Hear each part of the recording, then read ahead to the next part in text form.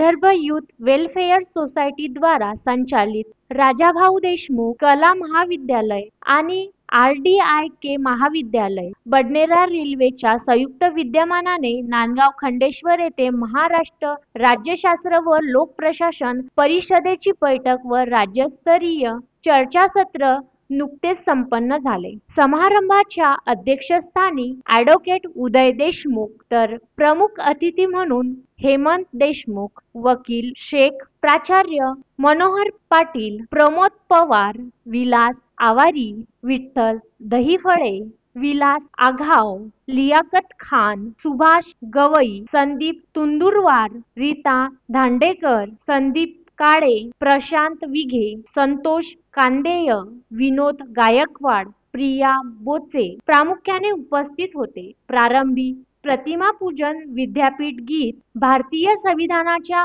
उद्देशिकेचे सामूहिक वाचन करण्यात आले। कार्यक्रमाचे संयोजक सचिव प्यारेलाल सूर्यवंशी यांनी स्वागत व प्रास्ताविक भाषण केले। 41व्या राष्ट्रीय अधिवेशनाचे अध्यक्ष वकील शेख यांनी मनोगत व्यक्त केले। राज्यस्तरीय चर्चासत्राचे बीजभाषक विठ्ठल दहीफळे यांनी भारतीय संविधानाची अमृत महोत्सवी वाटचाल, शोध आणि बोध या विषयावर विचार मांडले। आगामी जानेवारी 2025 मध्ये महाराष्ट्र राज्यशास्त्र व लोकप्रशासन परिषदेचे 41वे द्विदिवसीय अधिवेशन व राष्ट्रीय चर्चासत्राच्या आयोजनाचा सन्मान ऐतिहासिक नगरी नांदगाव खंडेश्वरला देण्यात आल्याची घोषणा परिषदेचे अध्यक्ष प्राचार्य संजय वाघ यांनी केली। सचिव संभाजी पाटील, सहसचिव वकार शेख यांनी सूचक अनुमोदन करून कार्यकारिणीच्या बैठकीत एकमताने या संदर्भात निर्णय घेण्यात आला।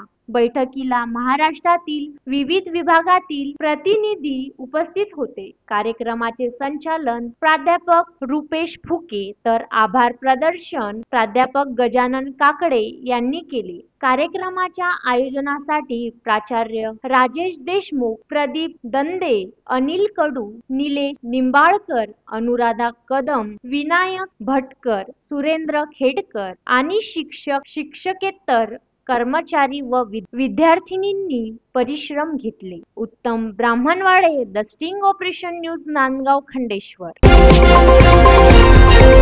द स्टिंग ऑपरेशन न्यूज, सत्याचे दुसरे नाव, अन्यायावर लेखणीचा घाव।